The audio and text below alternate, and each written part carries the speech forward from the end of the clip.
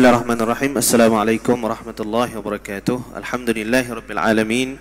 Wa bihi nasta'in wassalatu wassalamu ala rasulihil amin wa ala alihi wa sahbihi ajma'in. Alhamdulillah tuan-tuan, pertama-tamanya kita panjatkan puji-pujian kita kehadrat Allah Subhanahu wa taala.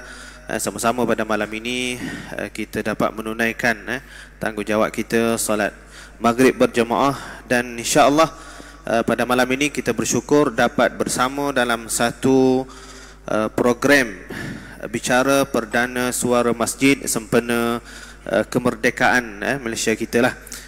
Dan pada malam ini seperti yang dijanjikan, yang akan bersama dengan kita adalah yang tidak asing lagi, Sahibul Fadilah Datuk Haji Badli Shah bin Haji Alauddin, Timbalan Mufti Negeri Pahang. Jadi insya-Allah tajuk yang akan dibincangkan pada malam ini ialah Merdeka Menuju Akhirat.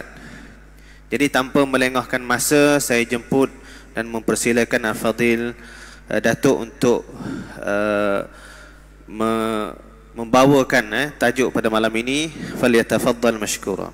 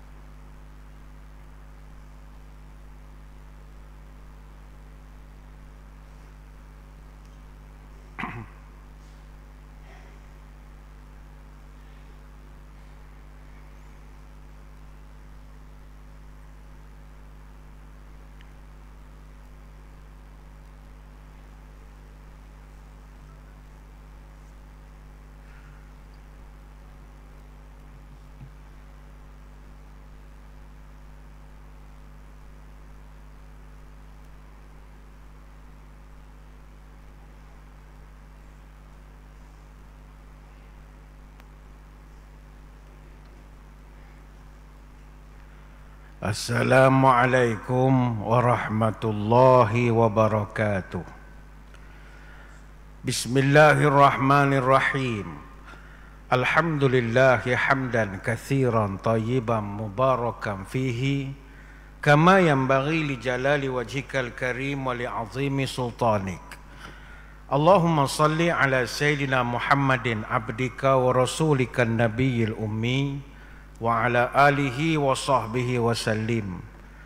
Nawaitu ta'alluma wa ta'lim wa tadhakkura wa tadhkir wa naf'a wal intifa' wal ifadah wal istifadah wal hassa ala tamassuki bi kitabillah wa sunnati rasulih wa du'a ilal huda wa dalalah ala al khair ibtigha'a wajhillah wa mardatihi wa qurbihi wa thawabihi. Allahumma inna nas'aluka fahman nabiyyin wa hifzal mursalin wa ilhamal malaikatil muqarrabin. Ya Allah, kami mohon padamu kefahaman para nabi, daya hafalan para rasul, dan ilhamnya para malaikat muqarrabin. Allahumma aghnina bil ilmi wa zayyinna bil hilmi wa akrimna bit taqwa wa jamilna bil afiyah ya arhamar rahimin. Ya Allah, kayakan kami dengan ilmu-Mu, hiasilah kami dengan kelembutan, muliakan kami dengan takwa, dan cantikkan kami dengan sihat wal afiat. Terima kasih yang berusaha Al-Fadil Ustaz pengacara majlis. Yang saya hormati Al-Fadil Ustaz Wan Muhammad Hazim bin Wan Muhammad Hashim, Ketua Eksekutif Masjid Abidin Masjid Negeri Terengganu. Tidak dilupa juga yang diraikan Al-Fadil Ustaz Nasrul Hadi bin Sayyadin, Pengarah Yayasan Dakwah Islamiah Negeri Terengganu. Seterusnya para pegawai ahli-ahli jawatan kuasa Masjid Abidin Kuala Terengganu, tuan-tuan guru, para alim ulama, para habaib, muslimin muslimat, hadirin hadirat, tuan-tuan puan-puan. Tak dilupakan para pendengar Terengganu FM, moga sekaliannya sejahtera dalam limpahan rahmah dan barakah.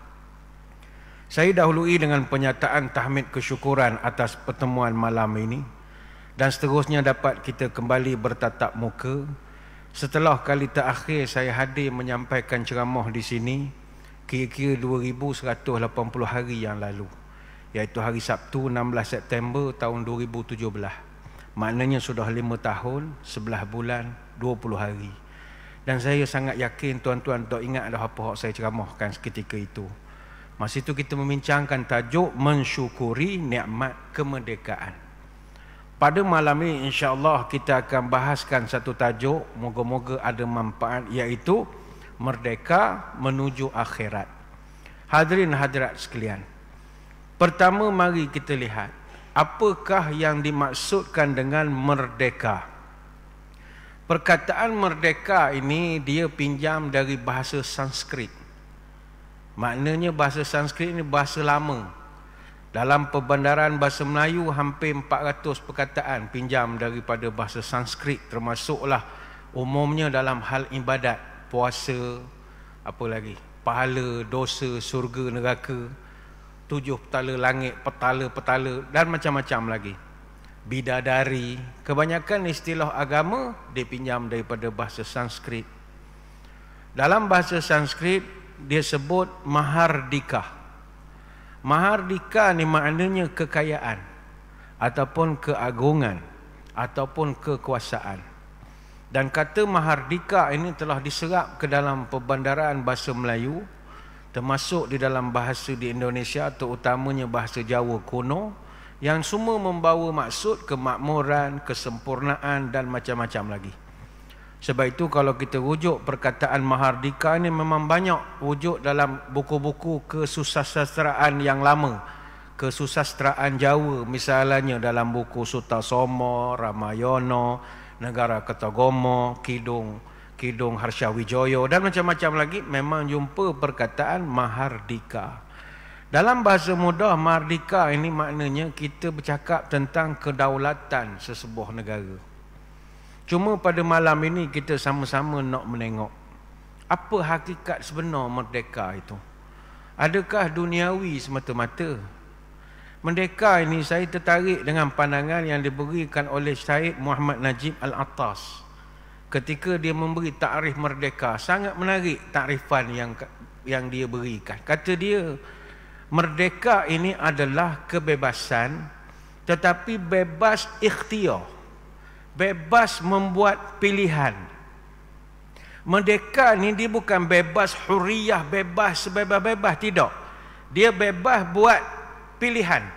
Masa kita dijajah, kita tak ada pilihan. Apa hak penjajah tentukan, hak tu je kita boleh buat. Tahun ni tak lagi Mekah, tak boleh lah. Tak ada pilihan. Macam lepas kita merdeka sekarang, semuanya atas pilihan kita.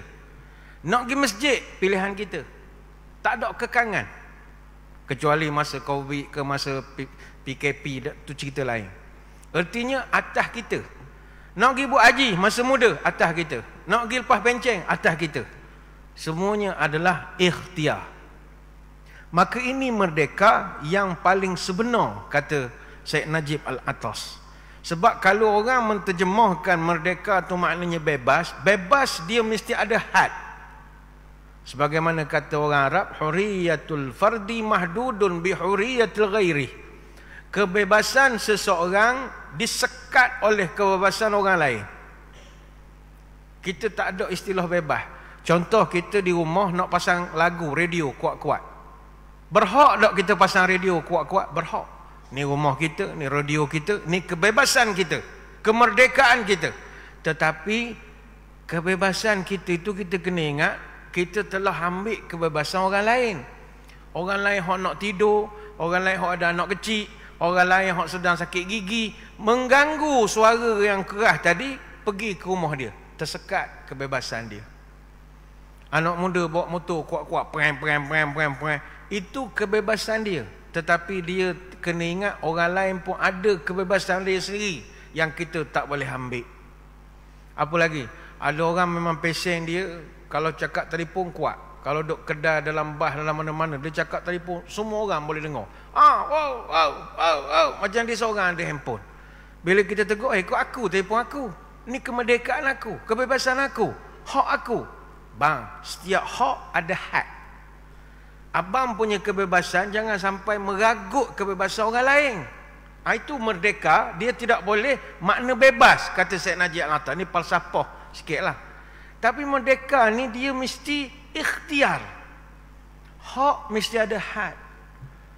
Jangan sampai bila merdeka itu bebas sebebas-bebas jadi rosak. Merdeka itu bebas. Tidak lagi seperti 1511.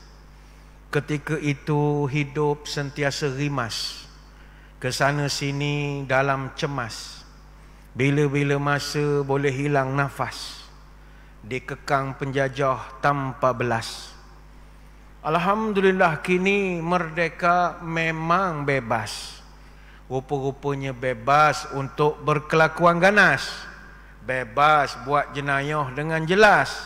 Maksiat jadi lumrah, gejala sosial jadi barah, nafsu diikut-ikut, tiada wujud rasa takut. Masa dulu merdeka itu adalah berdikari. Tokoh-tokoh berjuang untuk negeri, membuktikan Melayu boleh bawa diri. Tak perlu Inggeris memerintah, tak ingin British menjajah. Tak sanggup Jepun mengerah-ngerah, kerana kita memang boleh berubah. Tapi kini merdeka memang berdikari. Tapi rupanya anak-anak tidak lagi patuh ibu bapa lagi. Hukum hakam tak payah dipeduli. Adat budaya buang ke tepi. Mengabdi kepada penjajah semula. Hidup ikut barat punya cara. Nak tiru semua gaya, tak kisah apa orang kata. Aduhai, merdeka itu rupa-rupanya disalah erti. Setahun sekali sambut angat-angat tai ayam. Anak-anak mengaku merdeka, sedarilah fenomena realiti. Jangan terus diulit arus fantasi. Bukalah mata, bersuaralah hati. Jauh di sudut jiwa bertanyalah, merdekakah kita? Merdeka ni bukan bebas. Merdeka ni ikhtiar. Sebab itulah kalau kita lihat, kita yang berhak memilih nak bawa merdeka kita ni ke akhirat ataupun tidak. Kita yang memilih. Tapi kita tak boleh nak marah juga generasi merdeka ini, sebab inilah hasil sebuah penjajahan. Penjajah ni tuan-tuan, dia cerdik. Dia tidak akan biarkan kita, dia tidak meninggalkan kita 100%. Malam ni saya ingin berkongsi cerita sejarah. British bagi contoh. Kita banyak cerita pasal British lah, sebab Portugis dengan Belanda kita tak dan, sebab jauh sangat dengan zaman kita. Adapun British ni banyak sejarahnya. Tuan-tuan, di Malaysia penjajahan oleh British sudah pun bermula tahun 1784 lagi. Apabila mereka mula ambil pentadbiran Melaka daripada Belanda. 11 Ogos 1786 secara rasmi berlaku penjajahan apabila Francis Light menduduki Pulau Pinang. 16 Februari tahun 1819 giliran Stampede Rifles Pulau Berjaya menduduki Singapura selepas dia buat muslihat dalam perjanjian antara Tengku Long dengan Temenggung Abdul Rahman. Kemudian mari perjanjian Inggeris Belanda 1824 yang membuka jalan untuk British kuasai tanah Melayu. Selepas itu mereka pun berjaya kuasai Pulau Pinang, Melaka dan Singapura yang mereka kenalkan dengan nama Negeri-Negeri Selat tahun 1826. Lepas perjanjian Pangkor 1874, Inggeris campur tangan pula di negeri-negeri Melayu secara langsung dengan memperkenal dan memaksa dilaksanakan sistem residen. Maka ketika itu kita wujud 3 unit pentadbiran British di tanah Melayu, negeri-negeri Selat, negeri-negeri Melayu Persekutu, negeri-negeri Melayu Tak Persekutu. Negeri Selat ni 3 lah, Melaka, Pulau Pinang, Singapura. Negeri Melayu Persekutu, Pahang Perak dan yang selain yang pakai pegawai takbir diplomatik PTD. Negeri-negeri Melayu Tak Persekutu ni negeri-negeri hak cuti Jumaat kerja Ahad. Teka sendirilah negeri mana. Itu negeri-negeri Melayu Tak Persekutu. Sebelum kedatangan penjajah Inggeris ke tanah Melayu ini, negeri kita ni sangat aman, damai, tenteram. Saya ambil contoh negeri Terengganu. Tuan-tuan, sebelum kedatangan penjajah Inggeris ke negeri Terengganu, rakyat Terengganu hidup dalam keadaan aman damai di bawah pemerintahan sistem Islam yang sangat adil. Sultan dan pembesar negeri ketika itu terdiri daripada orang yang pegang kuat pada agama dan sentiasa dapat nasihat daripada para ulama dalam hal nak mentadbir negeri Darul Iman ini. Sebab itu di Terengganu dulu, Sultan Zainal Abidin yang ketiga telah mewujudkan perlembagaan Itqanul Muluk Bita'dil Suluk, iaitu suatu bentuk perlembagaan ketelitian raja-raja dengan mengikut tingkah laku yang betul. Ni kerajaan negeri Terengganu dah pun isytihar pada 2 November tahun 1911 lagi. Almarhum Sultan Zainal Abidin yang ketiga, dia letakkan Islam perlembagaan tertinggi untuk negeri Terengganu. Dan baginda juga isytiharkan Terengganu sebagai wilayah Islamiyah Malayuwiyah, wilayah Islam Melayu yang kita kenal juga dengan nama Serambi Madinah. Kelantan Serambi Mekah, Terengganu Serambi Madinah. Jadi undang-undang ini yang dibuat ini, undang-undang tubuh kerajaan negeri Terengganu Darul Iman pada zaman itu. Undang-undang ni ada 53 fasal, ada satu pendahuluan mukadimah dan ada satu khatimah. Undang-undang ini diwujudkan untuk nak mengekang sebarang pengaruh-pengaruh British, di samping nak mengisytiharkan Terengganu adalah negeri Melayu Islam merdeka dan berkerajaan sendiri. Sebab itu kalau kita rujuk di dalam perlembagaan Itqanul Muluk itu, sebahagian daripada fasal 14, tajuk babnya tegahan di atas raja. Makna untuk raja pun ada satu syarat, maka tiada lulus dan tiada sah sekali-kali raja membuat perjanjian atau ikhtiar melepas atau menyerahkan negeri dan kerajaan Terengganu atau sebahagian daripada kuasa kerajaan atau hukuknya itu kepada mana-mana kerajaan atau kepada kuasa-kuasa bangsa Eropah itu dan yang lainnya. Maka jikalau raja cuba lalai larangan dan tegahan ini, nescaya disifatkanlah akan dia pecah umanah yang diletakkan atasnya secara tidak sah perbuatan yang demikian. Maka tatkala itu tiadalah diwajibkan ke atas ahli-ahli kerajaan dan segala rakyat bersetia lagi dengan dia, dan haruslah diturunkan dia daripada tahta kerajaan dan diangkat gantilah pula. Begitu seriusnya sekali undang-undang yang ada ketika itu. Tapi Inggeris ni tuan-tuan, Mat Saleh ni, dia penipu nombor satu. Tak malah kau ada hak sini melantu Mat Saleh ke apa, bukan ngata kau orang putih. Tak, cerita sejarah. Orang putih penipu nombor satu. Sebab itu orang sampai buat tamsilan, orang putih kalau seorang dia membaca. Orang putih jarang main telefon, dia suka baca. Pergi airport mana-mana dia membaca semua. Orang putih kalau berdua apa dia buat? Dia mengembara. Gohek basikal, pergi ke besuk, pergi mana, naik basikal je. Tapi orang putih kalau bertiga apa dia buat? Orang putih asal 3 orang atau lebih, dia jajah negara orang. Itu perangai orang putih. Orang Melayu pun ada perangai dia juga. Melayu kalau seorang, dia tidur.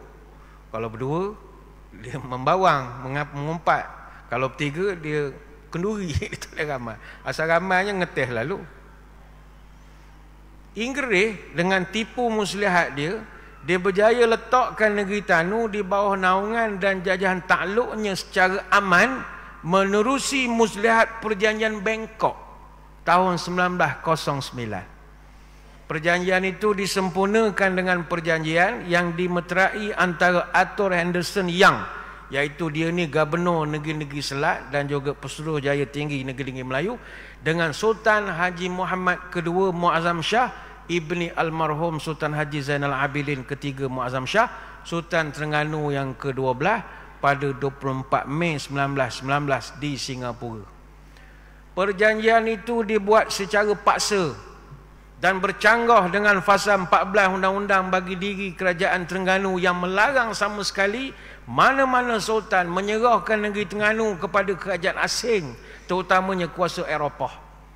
Dengan perjanjian itu, sultan dan pembesar negeri akhirnya dipaksa menerima J.L. Humphrey sebagai penasihat Inggeris yang menasihatkan sultan dalam pemerintahan negeri, kecuali 2 perkara jadi tak ganggu, adat istiadat dengan agama Islam. Disebabkan Sultan Muhammad ketika itu ada rasa tanggungjawab baginda buat keputusan turun takhta pada 21 Mei 1920 sebagai protes kepada pentadbiran British ketika itu.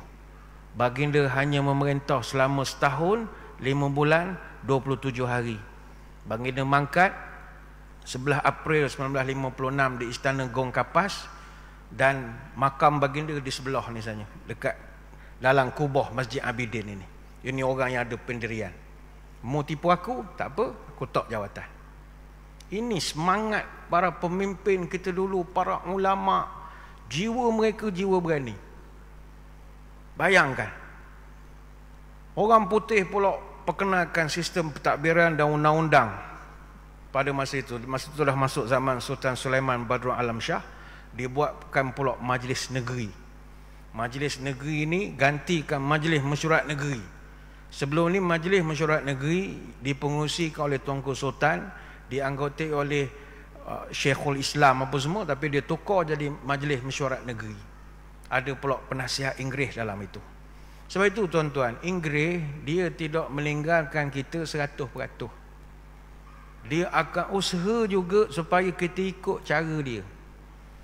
Saya sering sebut di mana-mana, walaupun kita merdeka 66 tahun, aset negara masih kebanyakannya milik orang putih. Saya ambil contoh tanah. Tanah tuan-tuan, banyak lagi tanah milik syarikat British. Sebab itu tahun 1981, 7 September tahun 81, Tun Dr. Mahathir ketika itu telah mengarahkan satu operasi sulit dibuat, dipanggil Dawn Raid. Dawn Raid ni serang hendap waktu subuh yang dilakukan oleh pakar-pakar ekonomi daripada Malaysia, buat serangan di London Stock Exchange pada 7 September 1981. Hasil dari serang hendap subuh itu, syarikat Guthrie milik British yang dah berusia lebih 100 tahun jatuh ke tangan kita semula dalam masa 4 jam saja. Serangan subuh itu. Belum buka kita dah standby. Dia buka kedai kita terus beli saham. 200,000 ekar tanah yang menjadi milik Guthrie sebelum ini, alhamdulillah berjaya balik jadi hak kita di Malaysia.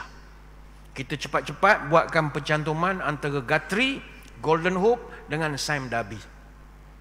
Tuan-tuan, 200,000 ekar itu baru satu syarikat Guthrie baru. Tak cerita syarikat lain lagi. Merdeka apa pesen itu? Awak bagi merdeka tanah hak awak. Hak tu pirang beli buat cerita lalah Doremi duduk atas pokok. Mudah. Tanah tak ada. Nak duduk di mana? Duduk atas pokok. Tu pun mari tuan tanah nak tebang pula pokok. Serenda. Bawa bendera putih. Tak ada tanah. Dari masa tu kita buat keputusan rampas balik, tapi bukan cara kekerasan. Kita beli balik saham dan kita berjaya. Orang putih tuan-tuan, jalan-jalan, kecuali kita di Pantai Timur, Terengganu, Kelantan ni tak ada lah. Jalan raya, Bukit Bukau, semua nama orang putih. Negeri, ibu negeri nama orang putih. Sebab dia rasa negara ni dia punya. Pulau Pinang, apa dia punya nama ibu negeri? Georgetown. Apa kena-mengena Bandar George? George ini sebagai tanda penghormatan kepada King George III, Raja England zaman itu, bolehlah nama bandar tu Georgetown. Lebuh Campbell, Pulau Pinang, sempena nama Sir George William Robert Campbell, Governor British di Pulau Pinang tahun 1872. Tak boleh tukar lagi nama. Jalan McAllister, Pulau Pinang, sempena nama Colonel Norman McAllister, Governor British di Pulau Pinang tahun 1807. Jalan Kimberley di Pulau Pinang dinamakan sebenarnya nama John Wadehouse atau gelaran dia Earl of Kimberley, setiausaha negeri jajahan British. Jalan Farquhar di Pulau Pinang dinamakan sempena nama Robert Townsend Farquhar, Lieutenant Governor di Pulau Pinang tahun 1804. Butterworth, tempat kita naik bas semua, Butterworth dinamakan sempena nama William John Butterworth, Governor British di Singapura tahun 1843. Fort Cornwallis disemenakan nama Charles Cornwallis, Governor General di Bengal di India. Province Wellesley, Pulau Pinang, baru dapat tukar kepada Seberang Perai. Baru tukar. Dulu namanya Province Wellesley, dinamakan sempena dengan pegawai British Richard Colley Wesley. Dia kemudian dikenali sebagai Lord Wellesley, Governor British di Madras, dan kemudian dia jadi Governor General di Bengal. Di Pulau Pinang, nama orang putih belaka. Yalah, kita tak belik negeri Selat hak dia. Sabah, Kota Kinabalu tu baru nama Kota Kinabalu. Dulu apa nama Kota Kinabalu? Jesselton. Nama orang putih. Tuan-tuan minum kopi Tenom. Tenom baru nama Tenom. Dulu nama apa? Port Birch.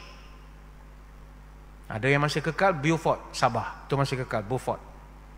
Negeri saya Pahang, segala bukit semua nama orang putih. Cameron Highland orang putih. Bukit Fraser Hill orang putih.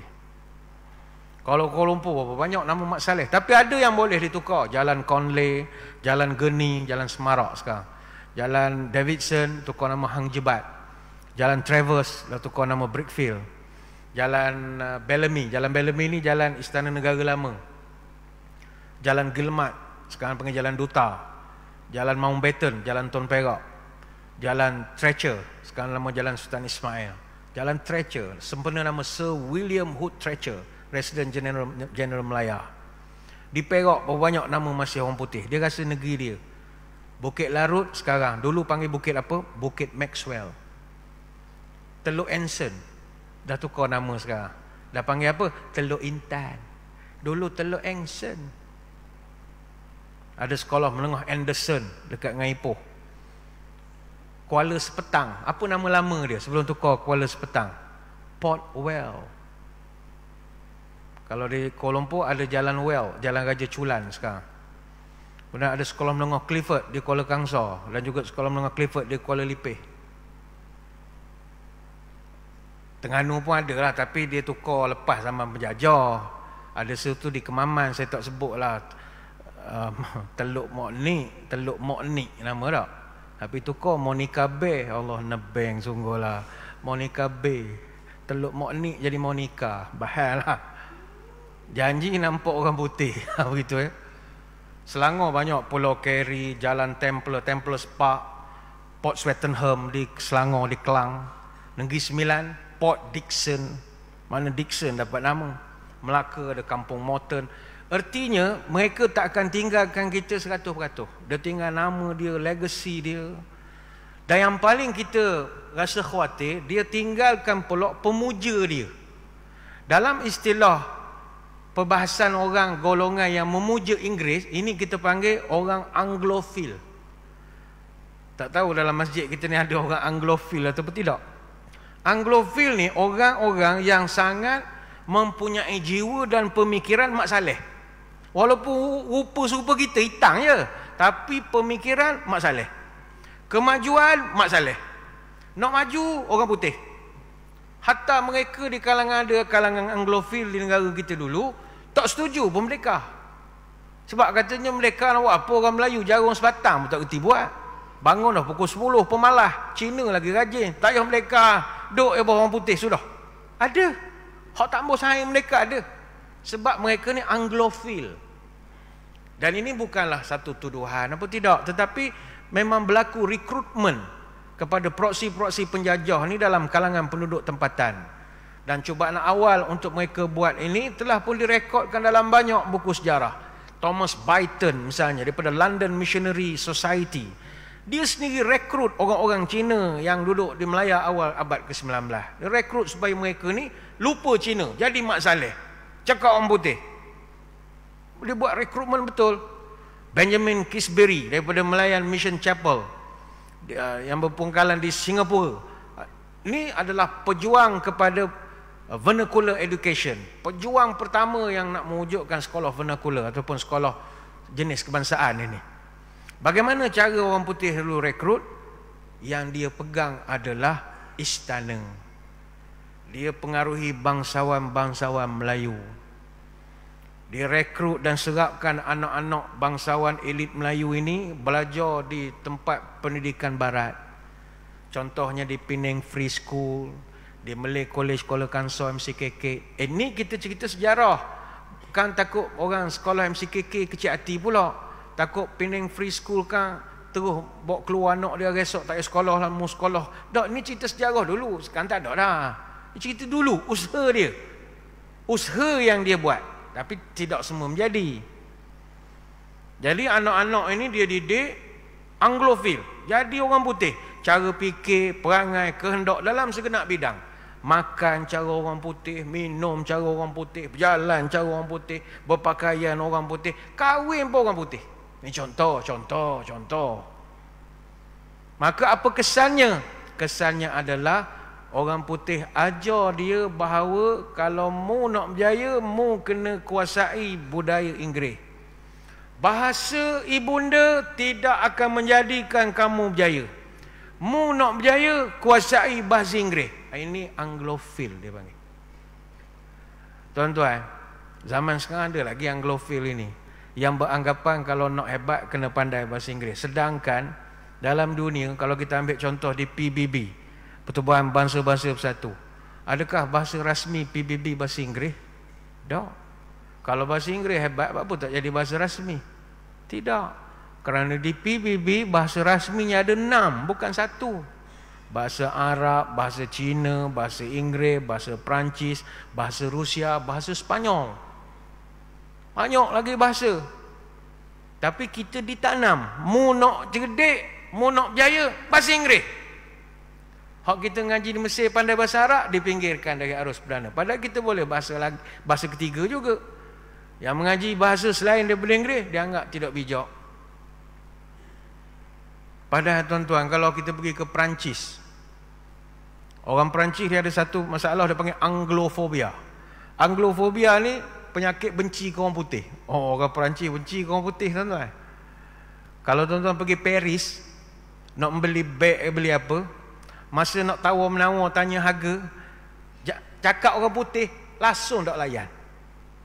Tuan-tuan elok kecek Kelantan, tak apa, dia layan lagi. Beg, berapa so beg? Dia layan. Ayang itik lah. Dia bawa kalkulator. Kita bercakap dengan kalkulator je. Dia buka harga. Kita cakap Kelantan, jangan cakap orang putih. Berapa mahal be, murah sikit be, diskaun be. Dia layan kita. Tapi asal kita tak, excuse me, how much is this? Dia buat pekak. Dia buat tak dengar je. Kita pun balik cerita orang Paris sombong-sombong. Memanglah sombong, dia tak suka bahasa Inggeris. Dia lebih baik cakap bahasa Terengganu lagi bagus. Mana boh? Berapa boh? Boh? Tanya boh. Berapa boh? Dia lagi layan cakap begitu dengan kita. Apatah lagi kita orang Melayu, tuan-tuan. Kita ada bahasa kita. Orang Melayu ni, saya tak tahu lah, orang Melayu kita ada satu masalah. Nak tunjuk cerdik kena cakap orang putih. Masalah sungguh lah. Lepas bila wawancara ke dalam TV ke, puah dia campur bahasa Inggeris, rojok itu ini. You know, I mean, which is, thank you, you know, well, so. Toh benda-benda kita pun tak tahu grammar, toh benda-benda. Kalau artis kadang-kadang kan, nak tunjuk dia tu cerdik. Apakah album terbaru sekarang ni? For your information, my latest album sedang dalam pembikinan, which is akan kita cuba untuk nak penetrate market di Indonesia. Tapi as you all know, kita pandemik ni kita ada masalah sikit. Well, which is you know, so banyak so ya. So which is pedoh ya. Kenapa dia bersungguh nak cakap orang putih? Sebab bagi dia cakap orang putih itu cerdik. Sedangkan kita bahasa Melayu ni, bahasa Melayu dituturkan di seluruh dunia, penuturnya ada 300 juta orang. Menjadikan bahasa Melayu termasuk 7 bahasa besar di dunia. Mungkin tuan-tuan yang tak minat bahasa Melayu akan kata, Ustaz ni exaggerate sangat, 300 juta tu besar sangat Ustaz. Hello, kebanyakan yang menutur dalam bahasa Melayu ni rumpun Melayu. Selain daripada diaspora yang duduk komuniti di Afrika Selatan, Johannesburg, ada orang Melayu di sana. Di Sri Lanka, Ceylonese, di Australia, di Amerika, di United Kingdom. Yang Arab Saudi tu mualaf semua Melayu, cakap Melayu walaupun dia orang Tani, cakap Melayu dengan kita. Semua hatta Bangladesh hak kerja di Mekah tu pun cakap Melayu dengan kita. Mualaf semua kan. Bila kita lalu kedai kat Sofwah, tahu kan dia panggil, Malaysia bagus, murah, masuk dulu, tengok dulu, malu apa bosku. Dia cakap Melayu dengan kita. Artinya penuturnya begitu luas. Diaspora dia panggil. Tapi sekali lagi orang kita, kalau tak pandai cakap orang putih bodoh, itu dia panggil Anglophile.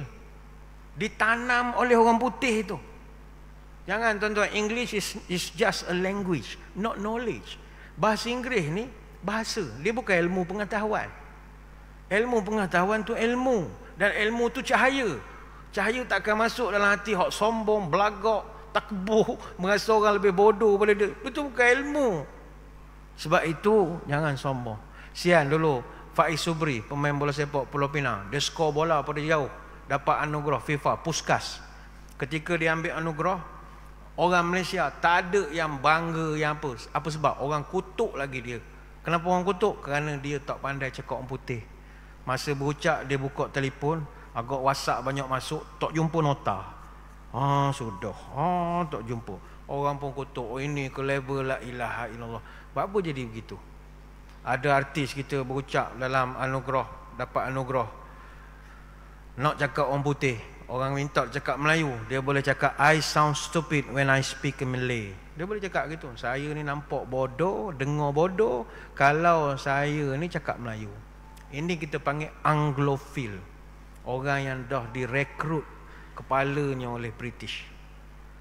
Sebab itu tuan-tuan, pada semua kita ingin tekankan bahawa kita sebagai orang Melayu, orang Islam, keistimewaan kita dijamin dalam perlembagaan. Sebab itu dalam perlembagaan persekutuan ada 4 unsur tradisi yang tak boleh digugat. Pertama, kedudukan Raja-Raja Melayu. Yang kedua, kedudukan agama Islam sebagai agama persekutuan. Yang ketiga, bahasa Melayu sebagai bahasa kebangsaan dan bahasa rasmi. Dan yang keempat, hak istimewa orang Melayu. 4 perkara ni tak boleh ubah. Tak boleh ubah. Sampai bila? Sampai kiamat. Apa sebab? Pertama, kita kaji sejarah. Kenapa 4 perkara ni ada dalam perlembagaan? Sebab sebelum penjajah datang, demografi tanah Melayu hanyalah orang Melayu saja. Jadi dia kena utamakan tuan tanah tu tadi. Kemudian bila penjajah datang, demografi tu berubah. Sebab dia bawa masuk imigran Cina dan India untuk tenaga kerja, untuk ekonomi kepentingan penjajah. Jadi orang-orang India dan Cina ini dibawa masuk oleh pihak British, dia panggil buruh tambatan. Ini tuan-tuan belajar sejarah jumpa perkataan dia panggil indentured labourers. Ini bukan ceramah perkawinan, tidak, cerita sejarah. Indentured labourers ni buruh tambatan, maknanya dia bekerja di ladang getah, Lombok Biji Timur kepunyaan British, dia tambat dengan masa.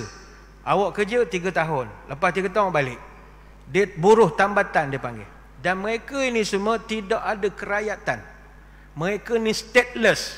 Tidak ada negara, tidak ada kerakyatan.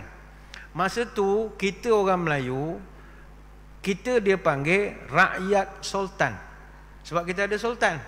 Adapun negeri-negeri tak beraja, macam contoh Melaka, Pulau Pinang, Straits Settlement, dia panggil crown colonies, jajahan mahkota Inggeris. Dia tak ada raja, dan rakyat dia ketika itu tidak digelarkan sebagai rakyat. Dia panggil British subject. Maka orang putih wujudkan sekolah vernacular, sekolah jenis kebangsaan Tamil dan juga Mandarin, sebagai persediaan supaya kalau mak bapak dia esok habis tempoh kontrak kerja di Melaya, anak-anak dia sudah disiapkan belajar bahasa masing-masing. Supaya bila balik ke China, dia masih boleh cakap Cina. Bila balik ke India, masih boleh cakap India. Itu sejarahnya. Dan kita tak ada masalah. Jadi orang Melayu ketika itu menerima sebagai satu bentuk kerakyatan, sebagai syarat Persekutuan Tanah Melayu tahun 1957. Itu sejarah.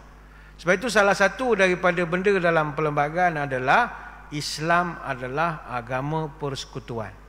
Peruntukan ini tidak boleh dipindah sebab perlu mendapat perkenan majlis raja-raja, walaupun setelah mendapat sokongan 2/3 ahli parlimen. Jadi tuan-tuan, insya-Allah jangan risau bab-bab kedudukan agama Islam, insya-Allah, sebab prosesnya begitu banyak lagi. Cuma adalah disebutkan walaupun Islam sebagai agama persekutuan, tapi secara harmoninya penganut agama lain masih boleh menganut dan mengamalkan agama mereka. Dan ini diperuntuk dalam perkara 3/1, malah ditekankan lagi dalam perkara 11/1. yang membentukkan setiap orang boleh mengamalkan agama masing-masing, tetapi tak boleh dikembangkan. Itu ada pula fasal yang lain. Apa yang saya nak bawakan adalah, kita perjalanan panjang sejarah merdeka ini, dia bukan cerita benda yang berkaitan duniawi semata-mata. Kita nak merdeka ni, nak merdekakan agama sampai peringkat kita nanti membawa ke akhirat, kemerdekaan ni masih boleh jadikan satu modal terbesar. Namun sayang kalau kita melihat, apabila ada di kalangan masyarakat sekarang tidak memandang bahawa merdeka ini satu ikhtiar kita juga untuk membawa kegemilangan umat Islam dan Islam sampai ke hari kiamat. Itu masalah.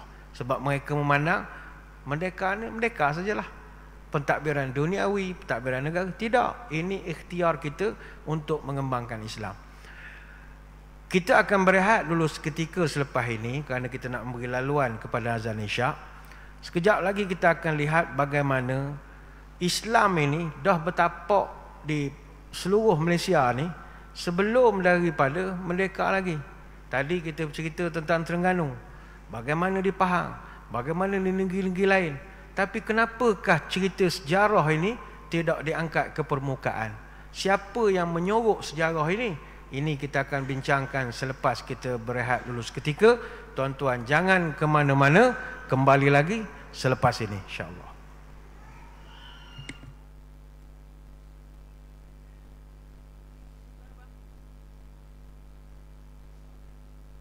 Subhanallah, alhamdulillah, walillahu akbar, wala haula wala quwwata illa billah.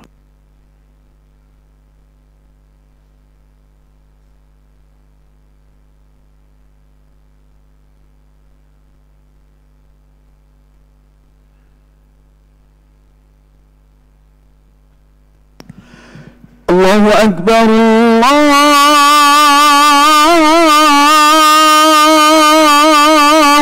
akbar.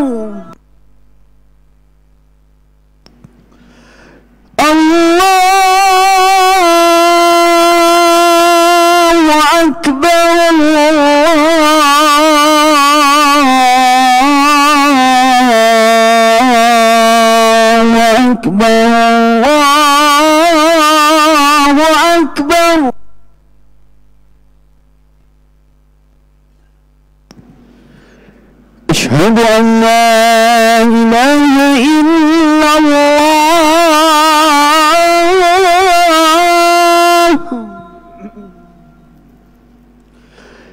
أشهد أن لا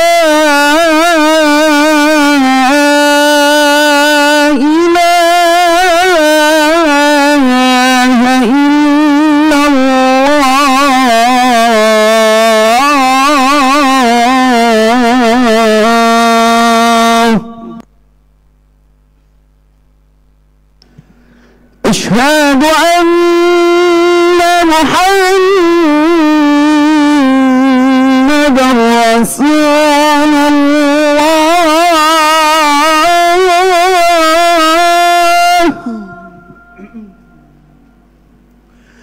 أشهد أن محمد رسول الله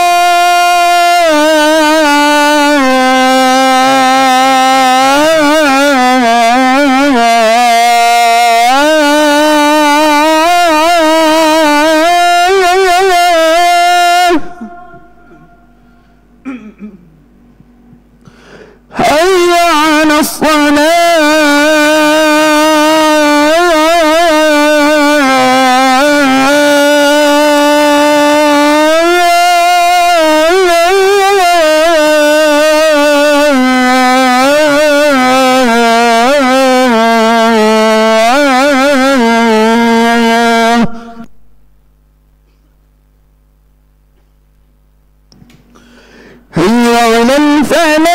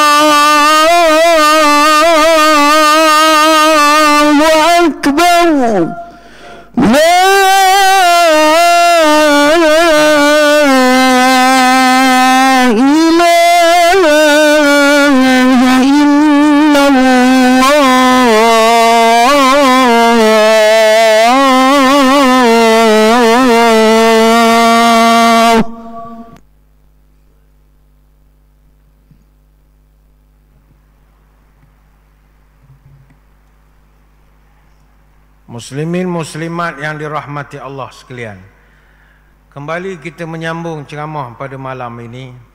Kami mohon izin dari jemaah untuk kita anjurkan sikit pelaksanaan solat isyak berjemaah bagi memberi peluang pada saya menghabiskan huraian berkenaan tajuk pada malam ini.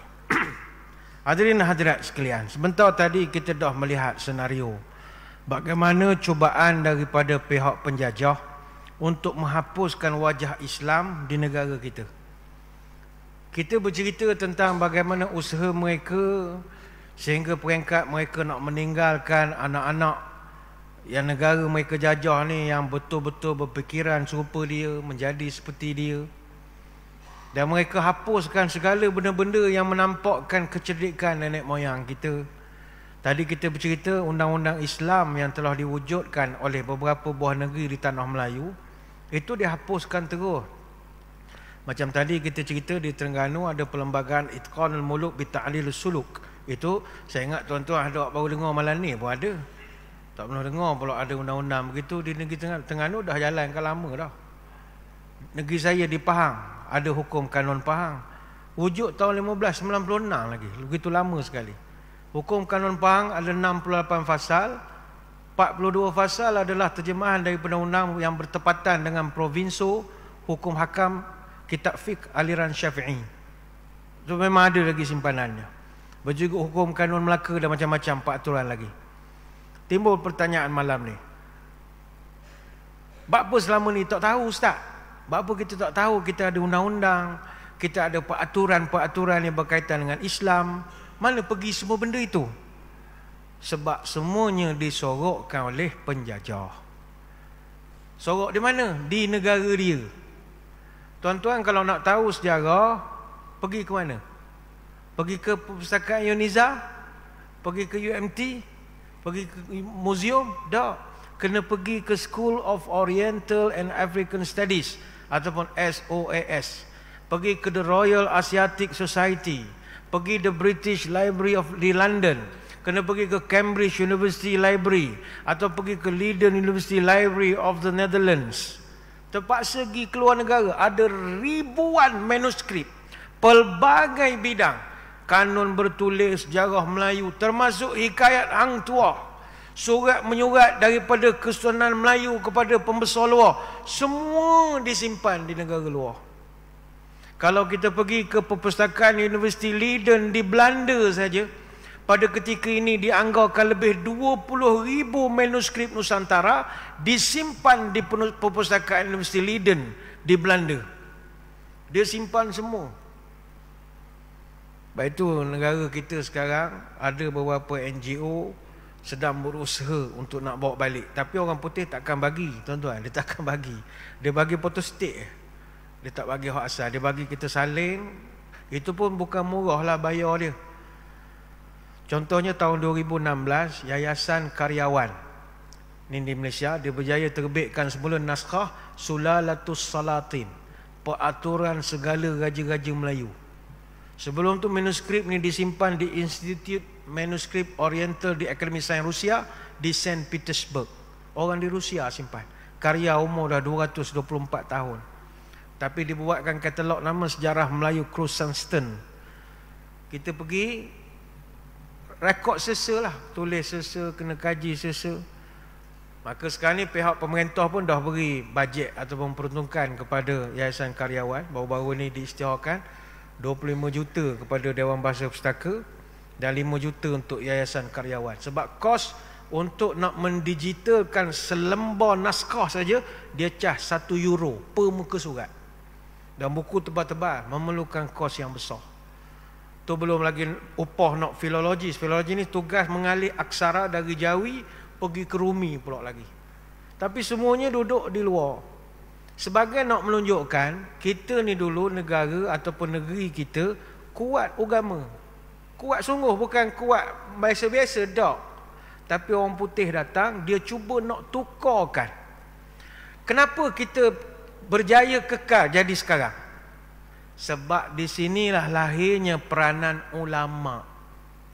Sebab itu ulama ni antara jasa mereka terbesar, dia berjaya mengekang perkembangan penjajahan ini daripada mengganggu agama. Para ulama Melayu dulu, dia jalinkan hubungan baik dengan sultan. Dia jalankan hubungan baik dengan pemerintah-pemerintah di tanah Melayu. Lepas tu saya selalu pesan pada kawan-kawan yang ceramah, yang berdakwah, dengan raja kena jaga. Dengan istana hubungan kena ada. Awak tak minat politik tu awak punya masalah. Tapi Tuanku Sultan kita kena rapat, tulis surat, selalu tanya khabar, mesti sering rapat dengan pemerintah. Apa sebab? Kerana kita nak nasihatkan. Dan ini strategi yang digunakan oleh ulama-ulama Melayu dulu. Termasuk ulama Melayu yang berpangkalan di Tanah Haram. Misalnya tahun 1772, Syekh Abdul Samad Al-Falimbani, dia kirim 2 orang jemaah haji pergi menghadap Sultan Hamengkubuwono pertama dan Susuhunan Prabu Laka. Dia siap kirim surat, kirim ke jemaah haji ini puji-pujian terhadap perjuangan jihad Raja Mataram sebelum itu, dan dia menyeru supaya Raja Susuhunan Prabu dengan Sultan Hamengkubuwono tetap teguh berjihad menentang penjajah. Ini ulama dulu. Begitu juga Syekh Ahmad bin Hamad Zain Al-Fatani, dia sangat jaga hubungan baik dengan Sultan di Patani, di Kelantan, di Terengganu, di Kedah, di Johor, di Riau, Lingga, di Deli, di Langkat, di Pontianak, di Sambas. Semua surat dia tu ada. Dia utus surat doa pada ramai sultan. Antara yang sempat direkodkan, dia hantar surat yang berbentuk doa sempena pertabalan Sultan Mansur Kelantan tahun 1891. Dalam surat itu dia mendoakan supaya negeri Kelantan terhindar daripada penjajahan dan tipu daya orang kafir. Dia siap tulis. Dia kata, bahawa engkau sentosakan dia ya Allah kepada Sultan Mansur dan negerinya Kelantan dan rakyatnya dan segala negeri Melayu dan raja-rajanya daripada kejahatan kafir dan tipu daya mereka. Tegahkan mereka itu ya Allah daripada orang kafir masuk ke Kelantan dan negeri Melayu dengan memerintah padanya barang perintah ada ia. Bayangkan. Dia juga tulis surat bertarikh 1323 Hijrah, diutuskan kepada Sultan Zainal Abidin ketiga Sultan Terengganu. Direkodkan surat itu, siap pesan, pertahankan tanah air daripada penjajah. Disebut kata, serta dilanjutkan zaman duli tuanku serta zuriat tuanku di dalam hening kerajaan yang tidak dicampuri akan kadar susah dan menyakiti dia oleh ajnib ataupun bangsa-bangsa asing. Sebab itu, ini punca kita masih boleh kekal. Dan kita tak boleh nafikan langsung bahawa penjajahan ada kaitan dengan sebaran keagamaan. Dan ini bukan fitnah, bukan provokasi, bukan ceramah 3R ni, dah sejarah. Dia bukan 3R, 3G. Kalau mereka ni 3G. Gold, glory, gospel. Dan ini literasi, literature reviewnya begitu banyak sekali literaturnya. Orang buat kajian-kajian. Pertama dia nak dapat daripada negara kita gold. Gold ni kekayaan. Dia jajah negara kita, dia sikat segala kekayaan. Saya guna istilah sikat, bukan ambil ni atas aja. Sikat ni sampai ke bawah. Nak kalau sikat kutu sampai ke bawah, tuan-tuan.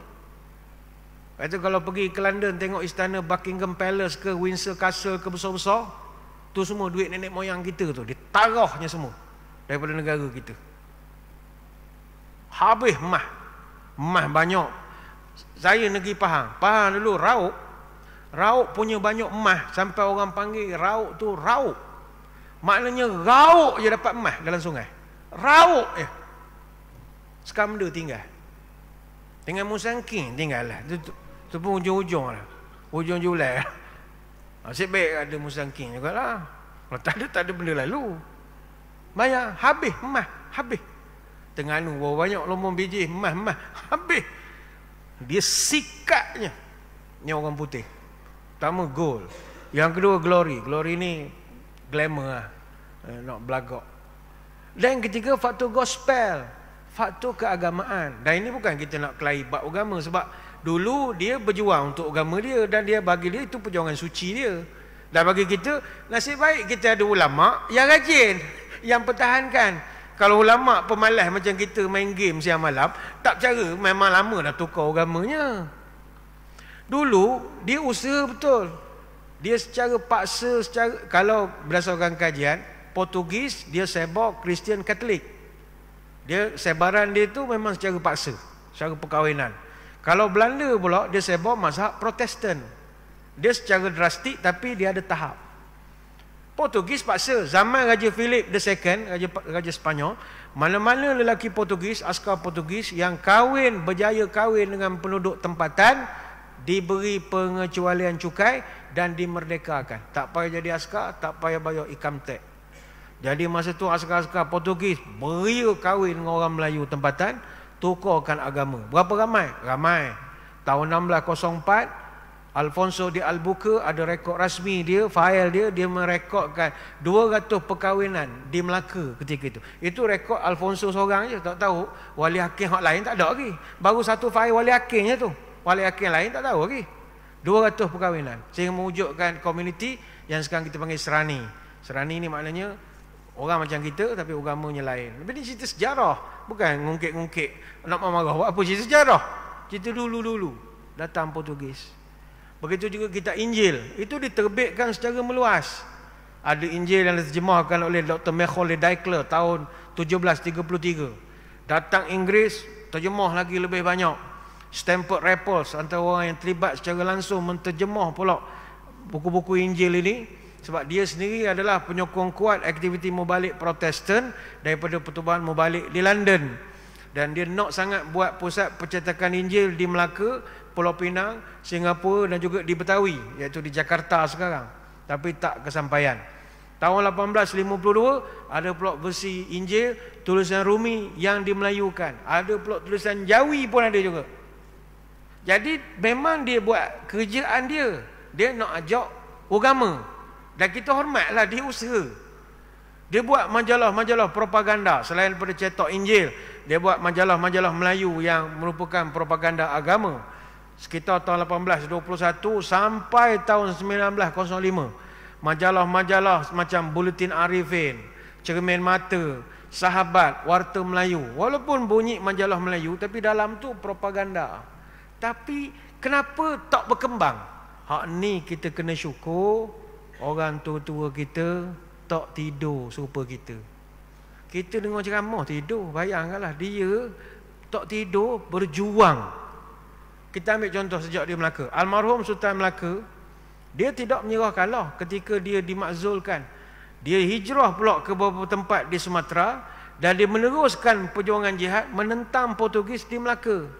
Habis dia sambung pula dia orang-orang daripada Aceh. Sultan Ali Murayat Shah, Sultan Aceh pertama tahun 1521, serang Melaka tapi kalah lah. Disambung pula oleh Sultan Alauddin Al-Qahar, Sultan Aceh yang ketiga, serang 3 kali. 1537 serang, 1547 serang, 1564 bawa pula kapal bantuan Turki Utsmani, pun kalah juga. Sambung oleh Sultan Ali Riayat Shah, Sultan Aceh ke-9, serang 3 tahun berturut, 1573, 1575, 1577. Disambung oleh Sultan Iskandar Muda, Sultan Aceh yang ke-12, tahun 1615, tahun 1638. Artinya mereka tidak putih mata. Jangan tukar akidah cucu cicit aku. Apa nak jadi, jadilah. Seluruh ulama mengerahkan pengikut dan murid-murid dia bangkit buat gerakan jihad lawan penjajah. Bukan di negara kita saja, di seluruh Nusantara. Gerakan Adipati Yunus di Melaka tahun 1517 dan 1521. Gerakan Sunan Fathahillah di Sunda Kelapa tahun 1522. Sunda Kelapa ini sekarang Jakarta. Gerakan Sultan Agung Mataram tahun 1628 sampai 1633. Gerakan Sultan Hasanuddin Makassar bermula tahun 1666 sampai 1669. Gerakan Syekh Yusuf Al-Makassari Al-Bantani di Banten mula tahun 1682. Gerakan Raja Haji di Melaka tahun 1784. Semua ini digerakkan oleh ulama. Kalau tuan-tuan bagi kita di negeri Terengganu, Kebangkitan bermula dengan dua kebangkitan. Pertama, penentangan secara diplomasi. Dia panggil muwajahah silmiyah. Lepas kita buat diplomasi, orang putih tak reti bahasa, baru kita ajak berlawan. Penentangan secara kekuatan. Muwajahah bil quwwah. Penentangan secara diplomasi masa tu nenek moyang kita di Terengganu dia buat degil. Dia buat degil macam orang putih dia kena bayar cukai banyak. Cukai banyak sungguh tanah. Nak tebang pokok bayar 50 sen, nak pokok tanah bayar semua. Jadi orang kampung kita dulu buat degil, buat bodoh. Penentangan secara diplomasi. Surat merah sampai buat tak tahu, kena saman buat tak tahu. Dia buat bodoh gitu ya.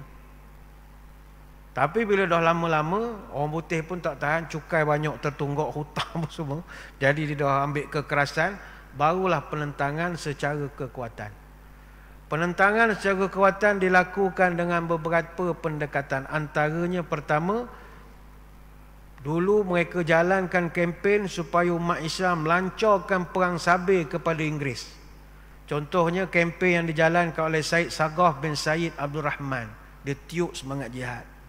Yang kedua, tubuhkan beberapa pasukan yang dipimpin oleh pemimpin-pemimpin tempatan ikut daerah. Contohnya Mak Zain bin Makmin, pimpin pasukan penduduk daerah Telemong, dibantu oleh Mahmud dan juga Zakaria. Abdul Rahman Abdul Samad ataupun Tok Janggut, pimpin penduduk Kampung Pelam, ditugaskan untuk tawan Kuala Telemong dan juga Bukit Payung. Yusuf Hitam ataupun Pok Su Hitam, memimpin penduduk daerah Marang, ditugaskan untuk tawan balik Marang. Haji Yusof Dungun, Haji Awam bin Haji Ali, Imam Masjid Kampung Buluh, Tok Muda Tikat, Tuan Muda Langgar Ulu, Cik Abu Bakar Kuala Lumpur, Imam Taib Pasir Nering, Abu Bakar Ceting, Ismail Kuala Lumpur, Abdullah Jurukaka, Mak Pitas Pasir Nyor, Engku Mak Kuala Pueh. Senarai ini panjang. Ini semua yang pimpin di Kuala Berang. Mereka tawan dan duduki Kuala Berang 20 Mei tahun 1928 dan kibarkan bendera Syarikat Islam warna merah. Bendera itu bendera Khilafah Uthmaniyah. Dikibarkan pada bangunan kerajaan. Inggeris marah betul ketika itu. Orang Terengganu rupanya berani, ingatkan tak melawan. Melawan rupanya. Ingatkan Mat Kilau je melawan, Terengganu pun melawan. Penjajah Inggeris ngamuk, hukum bunuh para penentangnya. Dalam pertempuran di Padang Kacong di Kuala Telemong, 12 orang pengikut Abdul Rahman Limbung ditembak mati. Mahmud Mak Liau, Idris Mamat, Abdullah Mamat, Muhammad Yusuf, Ismail Ali, Muhammad Yunus. Ni nama orang-orang pejuang dulu. Ada yang ditangkap, dihukum penjara, ada kena perintah kerja berat. Abdul Rahman Limbung sendiri dibuang ke Mekah Al-Mukarramah. Artinya, kalau dia tidur, tak jadi super ni hari ni. Lawan. Apa nak jadi, jadilah. Sebab itu penentangan besar-besaran ini, siapa yang bawa, yang pimpin? Ulama. Kita bukan cerita di Malaysia saja, di seluruh dunia. Sebab itu pelbagai NGO diwujudkan zaman penjajahan yang berpengkalan daripada Mekah. Contohnya kumpulan Jam'iyatul Fataniyah ditubuhkan di Mekah tahun 1873. Cawangannya begitu luas sampailah ke Pulau Penyengat di Riau sana. NGO yang menggerakkan semangat jihad. Kumpulan Jam'iyatul Rusydiyah tahun 1880. Kumpulan Jam'iyatul Khairiyah tahun 1884. Syarikat Dagang Islam SDI ditubuh tahun 1905 oleh Kiai Haji Samhudi untuk berlawan dengan syarikat India Timur Belanda. Di peringkat dunia pun sama ulama gerakkan. Syekh Abdul Qadir Al-Jazair berjuang di Algeria. Syekh Umar Mukhtar berjuang di Libya. Syekh Osman Den Fodio di Nigeria. Hasan Al-Banna di Mesir. Syekh Amin Al-Husaini di Palestin. Sultan Hasanuddin dan Imam Diponegoro Perang Jawa 1825 di Indonesia. Termasuklah Tuan Guru Hasan bin Munas tahun 1915 di Kelantan. Siapa Tuan Guru Hasan bin Munas? Punyalah jahat orang putih. Nama sebenar Tuan Guru Hasan bin Munas dipadamkan dari sejarah. Dia suruh kita sebut nama dia Tok Janggut saja. Padahal nama dia Hasan bin Munas. Tapi buku sejarah kita pun tulis Tok Janggut. Buat apa gelar korang? Nak gelar belaka lah. Tok Janggut, Tok Nisai, tuk bulu dada, tuk bulu kaki, bulu ketiak, tuk bulu hidung. Kenapa ulama dia berikan gelar? Itu tuk guru. Nasib baik Tuan Guru Abdul Rahman Limbong 1922 di Terengganu kekal namanya Abdul Rahman Limbong. Dia dengan syarikat Islam Terengganu dia lah yang mengeborkan bendera khilafah Islamiyah, Khalifah Uthmaniyah. Sebab itu tuan-tuan, ulama dulu main peranan. Tapi seperti biasa, walaupun kemenangan menentang penjajah ini adalah disebabkan kegigihan ulama dan penyokong-penyokong murid-murid dia, tapi yang merasai kemanisan buah kejayaan merdeka ini biasanya dipetik oleh golongan sekular berpendidikan barat. Sebagai contoh, di Algeria tahun 1962, Front Liberation Nationalist ataupun FLN, dia yang dapat nama lah. Orang lain buat, dia dapat nama. Sama juga di Indonesia, yang mendapat nama adalah Soekarno, dan juga kelompoknya lah di Indonesia. Yang di tempat-tempat lain tu tuan-tuan teka sendiri je lah. Saya tak payah nak ulas berbeza sangat. Biasanya begitu.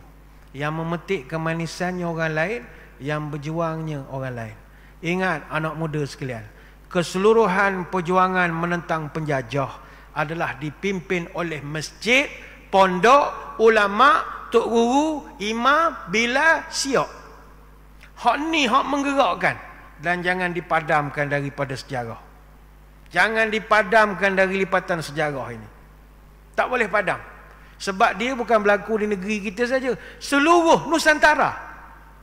Syekh Mas'ud Al-Banjari dari Banjarmasin, Syekh Daud Al-Fatani dari Patani, Syekh Abdul Samad Al-Palembani dari Palembang.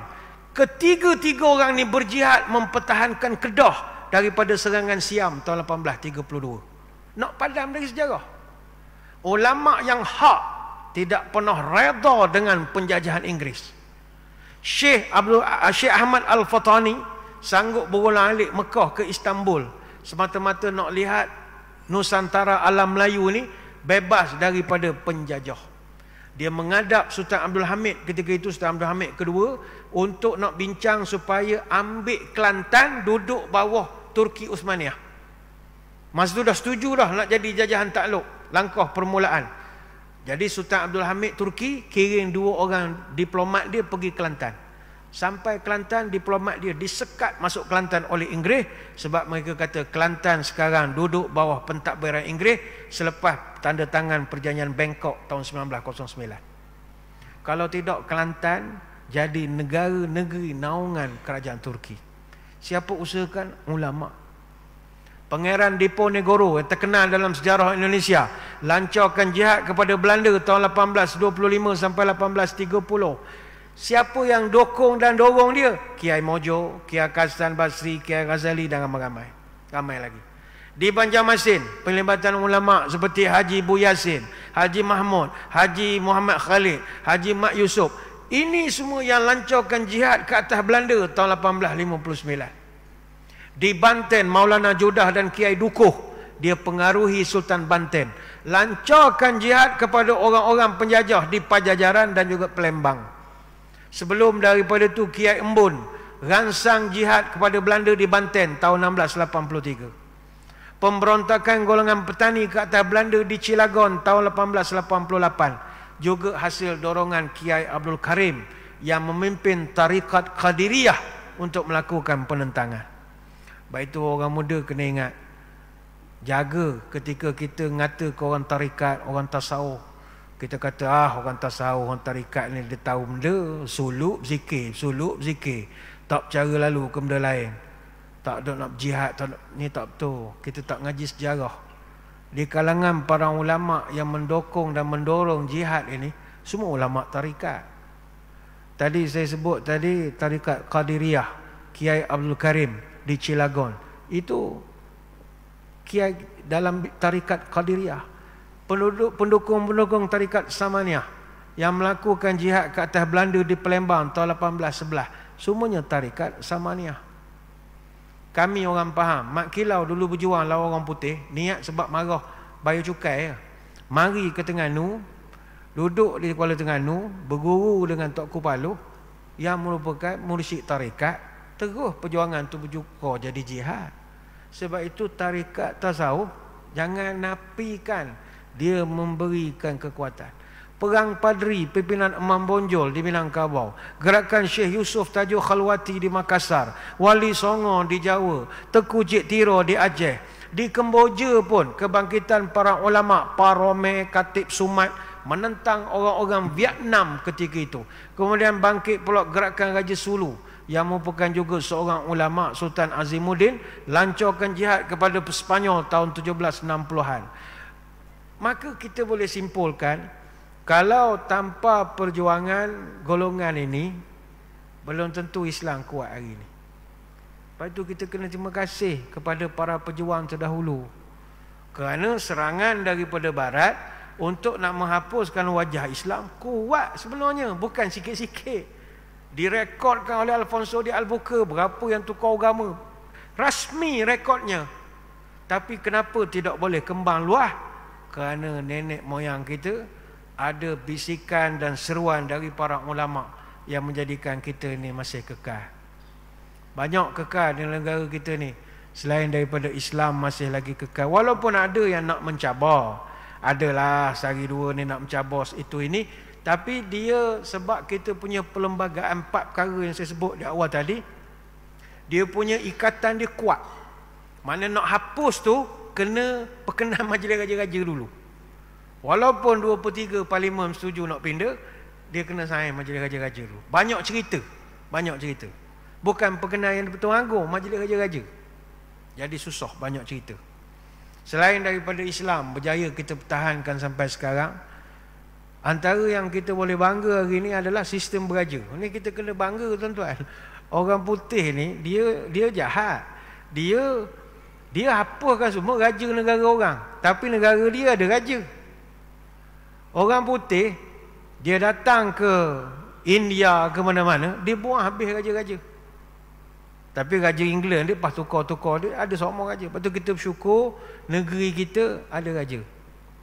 Sistem beraja ni atau sistem monarki ni adalah sistem kepimpinan tertua di dunia, yang diiktiraf sebagai sistem yang paling ampuh untuk menyelesaikan masalah perebutan kuasa. Maknanya kita tak payah mikir nak rebut kuasa, sebab tahu dah pas dia, anak dia, pas anak dia, cucu dia, kita tahu dah, tak payah berebut lah. Jadi sistem tu sistem yang terbaik sekali. Orang tua-tua dah fikir lama dah. Sebab itu 400 tahun terakhir merakamkan perubahan besar kepada institut diraja. Sebab evolusi secara dinamik ni berlaku kerana penjajahan. Kalau kita tengok pada awal abad ke-20, daripada 900 tahta turun jadi 240 tahta. Dan pada abad ke-8 sampai 20 tinggal 44 saja. Masa era Perang Dunia Pertama, dalam masa 4 tahun 3 empire besar tradisi beraja di Eropah runtuh. Austria, Jerman, Rusia, tambah satu empire Uthmaniyah. Habis sistem beraja. Dan raja terakhir yang dimakzulkan Raja Nepal. Setelah Kesultanan Nepal kekal selama 230 tahun, raja dia yang terakhir, Raja Gyanendra, dimaksulkan menjadi raja. Maka satu persatu raja ini telah pun dihilangkan, tinggal kenangan. Hak tinggal sekarang ni Raja Sehari. Banyak orang setiap hari, hujung minggu Raja Sehari. Baik tu kita kena syukur kita masih lagi kekal. Cuma kalau orang muda dia akan kata apa nak sistem raja apa semua ni, semua ngaruk bagi orang gile-gile. Masalahnya begini, kalau kita ikut cara orang putih dia memang suka demokrasi. Tapi demokrasi ni hak jadi kita balas siang malam pagi petang ni. Dia nak suruh kita balas semua. Habis PRU, PRN, habis PRN, PRU. Padahal gitu je lah. Selesai PRN ada pula PRK, pelayan kecil pula. Habis pelayan kecil kan ada pula pelayan besar lagi. Tak ada pelayan besar ada pula langkah macam-macam. Langkah Sheraton, langkah Hilton, langkah Batu Nang, langkah Gomadok, macam-macam langkah. Ada je benda yang boleh menaikkan suhu tu tadi. Apa sebab? Kerana demokrasi. Demokrasi ni tak boleh buat apalah. Kerana kita sekarang diajak berpolitik hari-hari. Kita perlu masa yang terlalu panjang untuk nak menentukan satu dasar. Pembentukan dasar di peringkat parlimen memerlukan tempoh waktu yang cukup. Bermula daripada perbahasan sampailah proses kelulusan yang dikeluarkan oleh Pertuan Agong. Tempoh pula bergantung pada jumlah kursi yang dimiliki oleh kerajaan. Kalau kerajaan ada 2/3 kursi, cepat proses. Kalau lambat, bakulah wujud situasi kursi kerajaan dengan bangkang tak jauh beza, maka proses undian buat pula berulang-ulang kali. Itu jadi tak teratur lah pentadbiran. Ni dah bulan 9, saya dengar tender pun belum keluar lagi. Dah macam-macam. Pada hujung tahun dah nak tutup akaun dan sebagainya. Apa sebab? Kerana masalah ketidakstabilan. Maka kita bersyukur kehadrat ilahi, Islam dan juga sistem beraja masih lagi kekal sebagai tunjang untuk memastikan kekuatan negara kita dapat kekal, insya-Allah untuk jangka masa yang panjang. Sebenarnya banyak kita nak terangkan dan bincangkan, namun saya kira sekadar itu sembang-sembang pada malam ini. Apa yang mustahak dalam kita nak bincangkan merdeka yang membawa kepada akhirat ini? Negara ini yang kita sedang lalui, kita hidup di dalamnya, bukan nak merdeka di dunia saja. Kita nak bawa kejayaan ini sampai ke akhirat, iaitu tidak ada kejayaan melainkan kita dapat bela dan bela agama kita sehebat mungkin. Maka sebagaimana orang tua-tua dulu, mereka pertahankan kedaulatan raja-raja, ketinggian agama kita, maka kita kena sama-sama juga menjaga agama ini jangan sampai diperlekehkan oleh orang-orang lain, insya-Allah. Itu matlamat kita bersama. Saya kira sekadar itulah sembang-sembang pada malam ini. Saya mengucapkan ribuan terima kasih di atas undangan. Mohon maaf sebarang kekurangan. Moga-moga bertemu pada lain-lain kesempatan. Sebelum berpisah, mari kita menadah tangan berdoa. Moga majlis kita diberkati ilahi. A'udzubillahi minasyaitonirrajim. Bismillahirrahmanirrahim.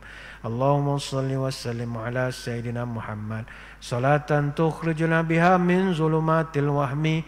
Allahumma tawil umurana wa sahih ajsadana wa nawir qulubana wa thabit imanana wa ahsin a'malana wa wasi' arzaqana wa ilal khairi qarribna wa 'anil syarri ab'idna wa qdi hawaijana fid dini wad dunya wal akhirah innaka ala kulli syai'in qadir.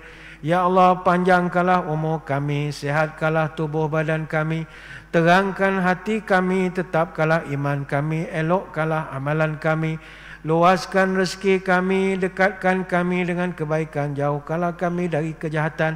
Kabulkanlah segala doa kami, sama ada dalam urusan agama, dunia ataupun akhirat. Subhanakallahumma wa bihamdika nashhadu an la ilaha illa anta nastaghfiruka wa natubu ilaik. Wa sallallahu ala sayyidina Muhammadin wa ala alihi wa sahbihi wa baraka wasallam. Alhamdulillahi rabbil alamin. Sekadar itu, wabillahi taufik wa hidayah. Assalamualaikum warahmatullahi wabarakatuh. Wallahu a'lam.